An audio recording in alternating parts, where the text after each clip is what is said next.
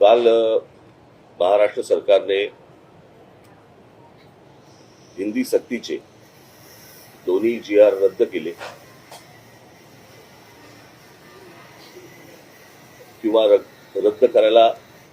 त्यांना भाग पाडलं आणि त्यासाठी म्हणून मी तमाम महाराष्ट्रातल्या मराठी जनतेचं अभिनंदन करीन।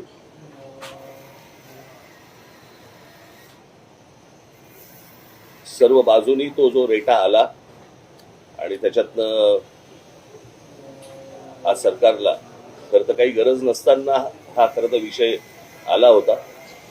परंतु तो विषय रद्द झाला त्याबद्दल मी